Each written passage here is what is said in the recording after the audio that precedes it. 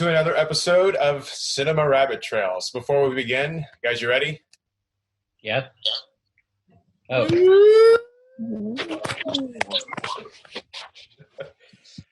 Well, in light of the coronavirus, and we have just been doing some studies remotely, so we discovered that little nifty trick. So it's just kind of fun. What? Did we discover that? I thought that's been a thing. Well, I mean, we've never done it like this before, so it's been a while since we've done it. Good grief, it's been almost a year since we've done it like remotely like this, I think. That and done video. Yeah. Yeah. So we'll see how this video comes about. But anyway, our movie today that we watched was Jumanji Second Level. So obviously there will be spoilers alert. Spoils. Anyway, there's spoiler alerts. There you go. Thank you very much. So if you haven't seen the first one, highly recommend that you do, because there's a lot of funny moments that are great callbacks to the first one. So yeah, let's just jump into the story real quick. So obviously you have the four friends from the first movie. They're coming back together, and you have Spencer's kind of going AWOL. You're not sure what's going on with Spencer. Come to find out, Spencer jumps back in the game, and his three friends are there to save him out of the game. But also two other characters are mentioned. You have Eddie, who is Spencer's grandfather, and then Milo. Milo Walker is Eddie's partner, and they owned a restaurant for many, many years. And so I think we'll get to some of them later, but they actually get pulled into the game as well. So it's just another fun adventure of just the wackiness of being in a video game and not having a clue what's going on. But we all really enjoyed it a lot, and it was just a surprising great adventure and a great sequel too. Just that's rare that you have a sequel that's as good, if not better, than the first one. So yeah, real quick. I also wanted to mention the first time we watched Jumanji, we were watching Blood Diamond at the time, and we were just so exhausted from watching an hour and a half of just this heavy movie. We're like, you want to take a break? And so we watched Jumanji for 2 hours and went back and finished Blood Diamond. So it was quite a contrast. But anyway, first question I want to ask you guys is, here at Cinema Rabbit Trails, we love discussing deeper things behind movies and media. But this was just kind of a fun adventure. And definitely we have some things to go deeper on. But wanted to ask you guys, what do you think there is a role for entertainment that's just, it doesn't have to be this deep philosophical thing that we love to talk about as much, but can there just be a story that's just fun? Is there a place for entertainment that's just genuine, like, this makes no sense, but it's just a fun ride and just enjoying it just for the adventure of it all? Yeah, absolutely. I mean, part of me just doesn't want to admit that because, you want to say, oh, there's so much more to life, and, instead of the basicness of films like this and things like that, you almost see it as them catering to a wide audience and trying to manipulate emotions and things like that. And it almost seems so shallow because of that. But really, we just like adventure. And so adventure in a lot of ways is just that. I mean, so much of it, you just react to the moment. It's very, very thrilling. You don't know what to expect next. And so when we see it in these movies, it's a reflection of what we want to enjoy in real life. Like even the characters that don't seem to have much of a backstory, there's going to be people like that in life that don't really have a desire to go any deeper into anything. They're just there, and maybe they're there for the excitement. Maybe they're a thrill seeker. Maybe they have no idea what's going on. Who knows? But, you have a variety of personalities all in an adventure. And so again, you don't know it's an adventure until after you look back, right? It can be pretty terrifying in the moment. So yeah, I think it's just a reflection of life. Of course there are ways in which I think entertainment could take a more thoughtful approach. Absolutely.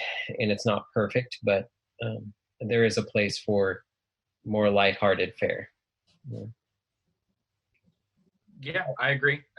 Certainly there's a place for adventure. I think that any good adventure story, even if it's just for the sake of an adventure, is going to touch on some realities, even if they don't feel super deep, super philosophical. Yeah. By nature of adventure, as we've even discovered from our camping trips and things, that having an adventure together, you actually do find things out about yourself you didn't know. Mm-hmm. And I mean, that's just the basic notion of an adventure in general. So yeah, I think any good adventure film, even if it's for that sake alone, is going to have something to say about that if you're going to have any character development whatsoever. But even if it's just for fun, there's something to be said about some art is meant to take us deeper into reality. Some is meant to actually just let us escape it for a little while. And that can be the role of an adventure. Also, you have one other thing, like you have character tropes, right? Like there are things that are brought up about each of the characters, and you get familiar with each of those things. And so there's just something endearing you can enjoy about each of the characters, because you come to expect the way that they respond in certain situations. So that's kind of it's almost a reliever. It's a refresher on the brain to be able to walk through with characters that are going to react in a certain way, and yet how they interact with each other. It's like such a fascinating thing. Well, to that point, Adam, that actually segues perfectly into my next question. I thought it was great. Welcome. Huh? You're welcome. Yes. But like, it was fascinating because they played into those tropes so well and put them on their head in this movie, because what you expect from one character, characters will switch character avatars. And so those characters switch from character to character. So it's funny to see how those new characters interpret those traits. But wanted to ask you guys, looking at ourselves, what's like a character trait? Like, what's a good character trait? It's like, hey, he can climb, he's fearless. And then what's a random character trait? It's like, really? Because like in the movie, like, Bravestone, he's fearless, but then his random weakness or what other trait was, his weakness was Switchblade? Switchblade. Yeah. So I was going to say for you, Adam, you're very, like, one of your traits is just like, there's times you won't say a lot, and then you're like, I have an idea. And then it will just be like, yep, that was it. I don't think we really need to say anything else after that. We can jabber all we want, but there was just some good wisdom there. And your random trait, I would say for you is, I remember our hiking trip last year, you just seemed to be like a dwarf when it came to like hiking. You're just like, just keep going. Just keep going. And we're like, can we slow down a bit? You're like, yeah. You guys ready now? It's like, okay. So we would try to keep up. So those were the two trips for you. I was like, yeah, that's Adam. Thanks. And so you're asking about one. Say what you're asking for. Well, like a characteristic. trait. So I'm saying, like, when you were in a game, like, so like Jerry, I would see you being the more adventurous type. Like, there was a time we all went. It was at a park, and there was just all that water rushing over the walkway, and we're all like, well, we probably can't go that way. And by the time I turned around, you're already taking your shoes off. You're like, it's not that deep. And I was just like, okay, well, I guess we're going. And so we went. And I'm trying to think, like, the random trope for you would be, I would say like his he has this childish jokes that come up from time to time that are like dad jokes. The what? The dad jokes. No, child jokes, like just little things that like poop jokes or like things like that like potty humor and stuff that just shows up. Nope, yep, absolutely. And it's really funny because he's like adventurous and he's bold and he wants to go out and do things, and then he just stops for a moment to like laugh about like something tiny. And it's really hilarious. So you're saying my jokes are crap, right? Yeah, that's right. Yeah. Okay. Mm-hmm. Okay. So we're on the same. So we're in the same John when it comes to our jokes. So. Yes. Okay. Cool. Yes. Yeah. Well, there it was. He's already falling into it. He's slowly falling into. Now, David, I would say your ability is to actually. Well, I would give you two actually. One is to get people on board with something. If you're trying to bring people together towards a common goal, you're good at that. But also, just after the fact, you're really good at storytelling. Maybe that's more your random one. So you can bring people together. You can like form the team, and then Your other is like, around the campfire, and then you're telling a great story, and you can recall facts so well, components of a story, and see the puzzle pieces, and just make even something that for me would be like, oh yeah, I ran into this person and we talked for a bit. You would turn that, if that was your interaction, you would actually have a better story to tell, and you'd notice little details that would actually make it interesting for anyone to listen to. Yep. Dilly dilly. There we go. Regular Herman Melville. There we go.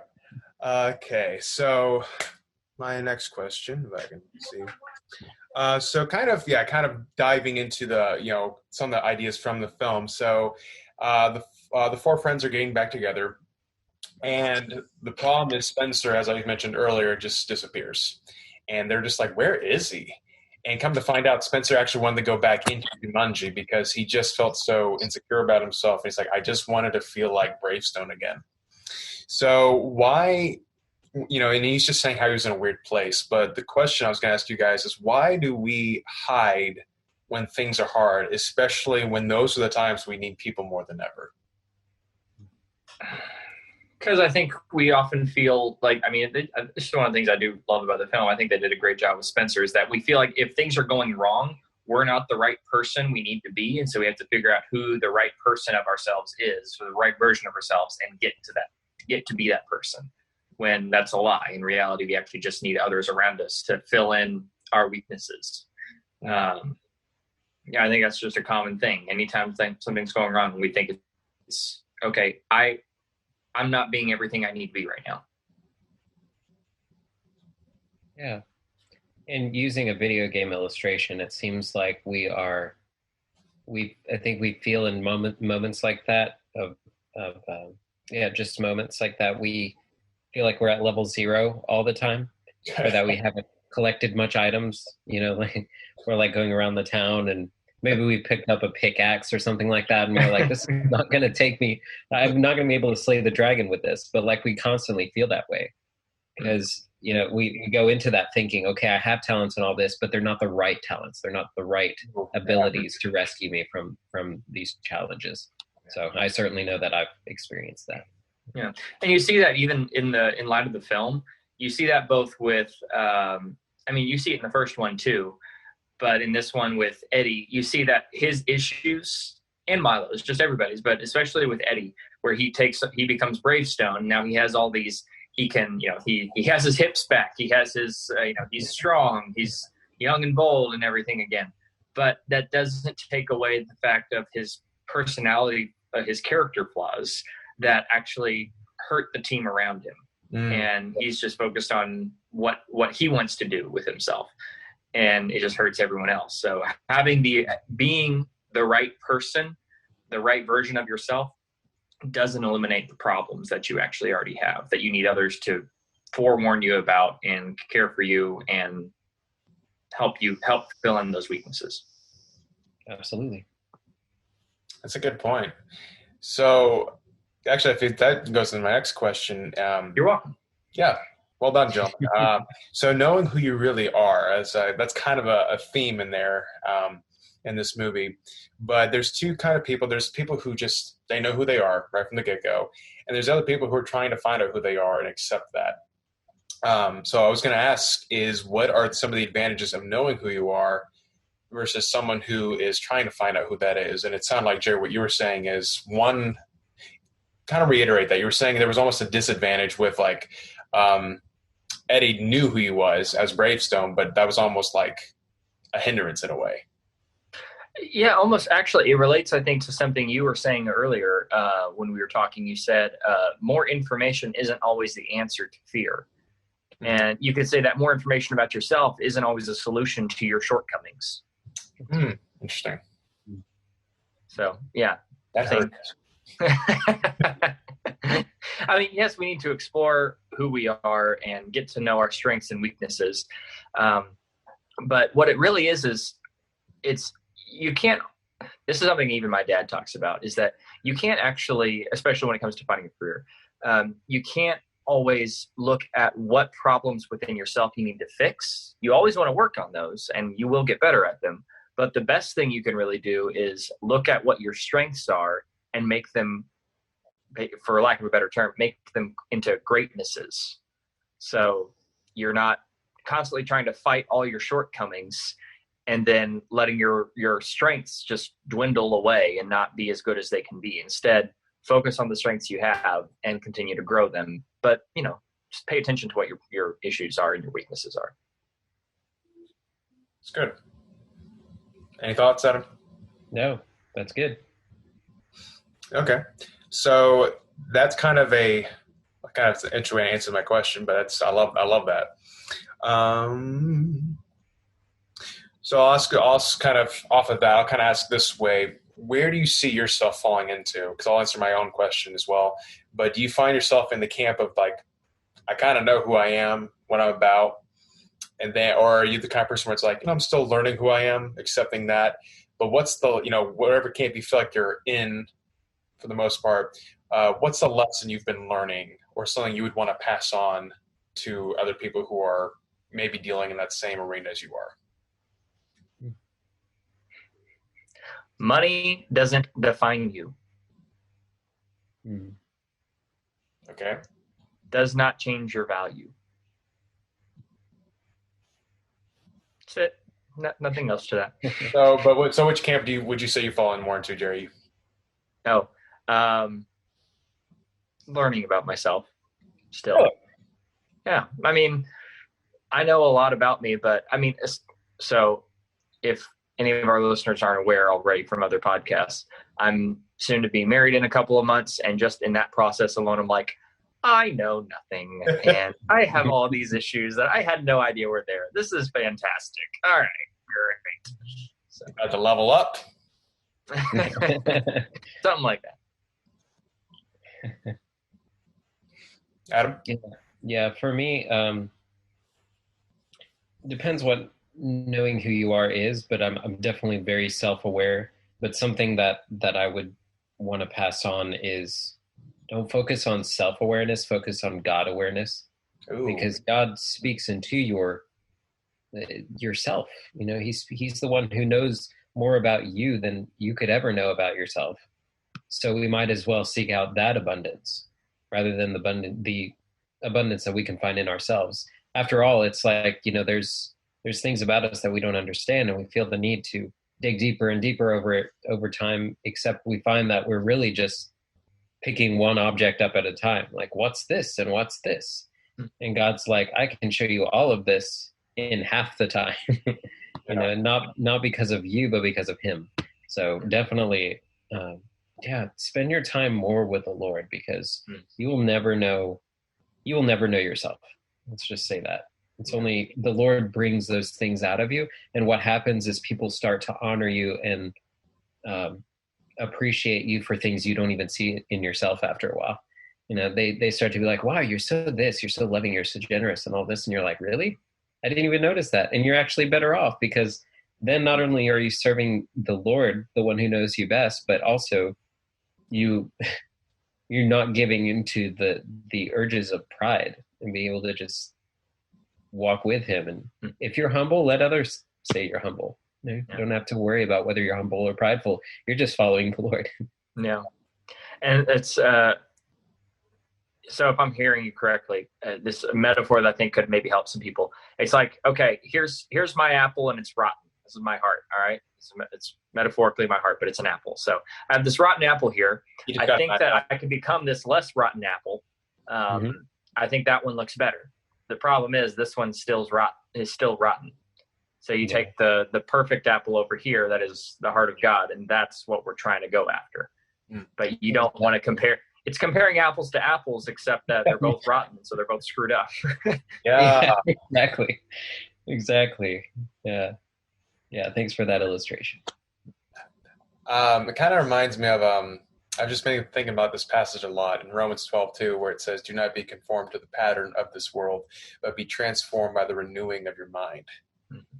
And I think that's what we do. Is conformity is looking at other people like, well, I'm better than that, or can you believe what she did? I'm not like that, or I'll never be like that. So I think that's what we do naturally, is conformity and comparing ourselves. But it's rotten apple. Conform to someone. What? Yeah, we'll conform to someone, so you better find a good one to conform to. Yes. Yeah, someone Um, trustworthy. yeah. Well, I love your answer, Adam, because I feel like I'm very much realizing the same right there. Is we can ask ourselves all these questions and just dig down deep and try to get all these answers, but I'm just realizing God's like, I have other things to show you that you're not even going to find looking down there. And I love that. Yeah, the other fantastic point about letting others praise you for your strengths and not displaying them for all to see. But yeah, it's funny. I have a really good friend of mine. He can be very humble, but I call him the most humble, arrogant person I know, because he's like, David, if you knew what it felt like to be this humble, in your life, it would just blow your mind if you knew how humble I was. But anyway, we made it all in good fun. But moving on. So Eddie and Milo are, Eddie is Spencer's grandfather and Milo is his partner in business. They come to find out they had a fallout. After 35 years of business, Eddie has refused to forgive Milo because he's like, you retired me. I don't retire. And Milo's like, I was ready to move on. But you see this grudge has just been held on for many, many, many years. So why do you think people hold on to grudges? Does it depend on who they are, what was done against them? And then how do we break through those? How do we begin to break through a grudge even though we feel like it's justified? My first thought is that it's kind of two steps. So first, you're hurt by someone and you feel kind of a righteous anger about it, maybe in some ways, so you feel justified in that. But then through that, you turn to actually enjoying the anger. I think that's something that a lot of people don't admit, is that they actually enjoy festering that anger because they think it's from a righteous source, that they were wrongfully hurt, and so they're in the right. And so anger plus feeling right is usually not a great combination. And so you learn to love the anger because it's what you think it's a right thing to feel, you think. And so the only answer to that is humbling yourself, admitting where you went wrong, and then asking for forgiveness. Even if you were the one wronged in the end of things, if you've been holding on to a grudge, you've been holding on to anger, which is wrong towards the other person, which still requires forgiveness, but requires humility first. Mm-hmm. Yeah, it's almost like it's like you get fixed in a gear, that gear of anger or frustration. And it's nice to get in those gears again. You feel like you fit in a groove now, and that just keeps going and going. And pretty soon you just get comfortable in there and you don't even notice. And then it just keeps rolling over itself, right? You feel like it's the same answer over and over again. I was right. And it keeps coming back around. And it's not until you see beyond that, which is, that takes a lot of humility and, but also seeing things from other point of view, which you automatically dismiss and forget when you're in the gears of frustration. So yeah, humility would definitely be one. The other thing is really a listening ear, which demands humility. If you're not listening to the other side of things, another perspective, then you might as well remain where you are instead of seeking it out. Because that's why we have ears. That's why we have two of them. But yeah, I agree with Jerry. Well, I'm looking for me with quotes. I'm looking for a quote. But as I'm looking for this, just kind of off the cuff question, what's been, you don't have to necessarily name what it was, but what helped you personally when it came to a grudge you had towards somebody? What was the thing that you realized helped you resolve that? I think for me, it was actually realizing that there's an emotional hurt that I caused someone else. Mm-hmm. Not getting into detail over who it was and everything, but yeah, I just realizing that I needed to, even if it was, which I did things wrong, but even if I had done everything right in action, the results of my, objectively right, if the results of my action were that the other person felt hurt, I do need to address that. And that was something that took that kind of started the humility process, I think, a little bit, of realizing that, oh crap, I might have, maybe I did everything logically, and so it seemed right on the surface, but I was never caring for the person's heart in the whole matter.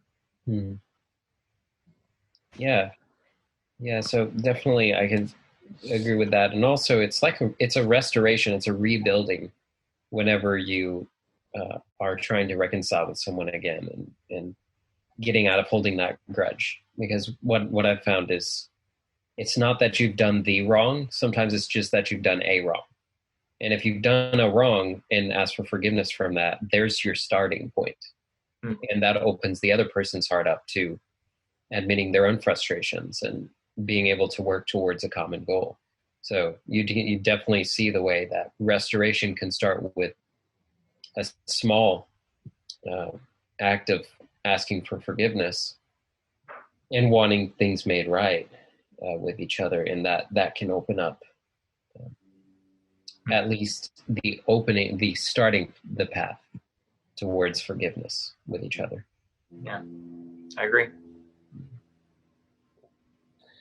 All right, last question. This is just kind of a neat little nugget towards the tail end. I wasn't surprising there, but throughout the movie,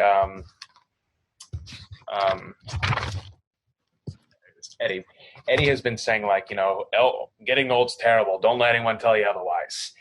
But at the end, he says, getting old is a gift.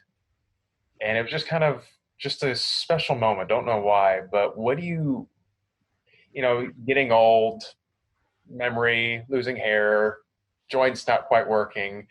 But what do you think he meant by that in your mind, like that it's a gift? I think it pulls your family around you, first and foremost, if you've taken the effort, which he obviously had, to build a family and build a good family. He had obviously put in the work for that, and friends, even just him and Milo. And just the richness of memories, the fact that you do have to have people who are caring for you. So maybe it could be taken multiple ways. They didn't really explain what he meant by that. He just said, getting old is a gift. I forget that sometimes. And that was it. So definitely is open to some interpretation, but that would be my guess. It was family and the memories and the friends. Yeah, that seemed to be what it revolved around. Plus, there's something about slowing down and smelling the roses. That's such a blessing about getting old. About how you could cherish those memories, but also you get to enjoy every little facet of your relationships and things like that, because you can't move around like you used to. Your space is more confined with the way your body functions and your living space and all of that. You're confined in this way, so you actually get a deeper view of life, and a more intimate view of life, which when you're young, you're bouncing from place to place. So it's a lot harder to catch on to that when you're young. But yeah, you could, like he said, it's subject to interpretation of what he really meant by how it's a gift. But the main the main thing for the character is just how he made that switch of realizing how much he actually was blessed and how much life he was still given, and how even the friendships that he the bitterness he had towards Milo and the frustrations, that all turned around in him realizing how great of a friend he was. So you definitely see how even the oldness that you guys can enjoy together is really what it is. The fact that you're both falling apart and that you can both enjoy that together. That is really what it's about, having the union of brokenness, because you still have something to claim for yourself when you're young. Yeah. So if I hear you right, Adam, you're saying that when we're all old, we all need to get a house together, sit on our front porch with shotguns, and enjoy getting old together. If I'm hearing you right. Yes. Okay. That's okay, exactly good. right. Yeah. Yeah. About roses, but I'm game for that. I'll smell the gunpowder. Stop and smell the gunpowder. Yeah. Yeah, that's right. That's right. Who has time for bullets? Scented gunpowder. I'm just picturing though, Adam, like there being like a Hallmark card section where it's like that the perfect someone you're going to spend the rest of your life with to fall apart, and just that's what it's all about. Just someone to fall apart with. Yep. That's Yep. And whatnot. It's like the Hallmark Fall Apart edition, where it's like you give it to them and it just like it starts to slowly dissipate in their fingers, starts to fall apart, and they're like, "There is your illustration of what it's like." Anyway, I found we'll just end right after this, but I don't know who the author is, but I found this a while ago. It says, "It was spring, but it was summer I wanted. The warm days and the great outdoors. It was summer, but it was fall I wanted. The colorful leaves and the cool, dry air. It was fall, but it was winter I wanted. The beautiful snow and the joy of the holiday season. It was winter, but it was spring I wanted. The warmth and the blossom of nature. I was a child, and it was adulthood I wanted. The freedom, respect. I was 20, but it was 30 I wanted. To be mature and sophisticated. I was middle-aged, but it was 20 I wanted. The youth and the free spirit. I was retired, but it was middle age I wanted. The presence of mind without limitation. My life was over, and I never got what I wanted." Mm-hmm. And depending on whatever stage we're in, whether we're in figuring out who we are, whether if we're, old like Milo and things are not quite like we wanted it to, or we're Spencer just trying to get things together, or Fridge as he's, up his new career, there's always going to be a struggle with whatever season, whatever age, whatever stage we're at, but there's also a gift there. And I think our responsibility is how do we find that gift in the madness of things going around here and realize that every moment is an opportunity. We just need to look at it as such, but then also be surrounded by friends who can encourage us to see it as such. But yeah, guys, thank you for joining us for another episode of Cinema Rabbit Trails. Jumanji Next Level, very, very good. Just a lot of great humor and clean humor too with that. Just the whole like, what would it be like if this happened, and just some really funny moments. But any closing remarks from you guys? Better than the first one, I thought. All right. it was good. I actually like the first one a little more, but it was still good. So. Awesome. Yeah, we'll forgive you, Adam. You're a little tired. Yeah, there you go. But anyway, thank you guys for tuning in. Again, this has been Cinema Rabbit Trails. We thank you so much for just being a part of this long adventure that we've had with all these different episodes. But we look forward to seeing you next time. So this is David. This is Adam. And it's Jerry. So we'll talk to you guys later.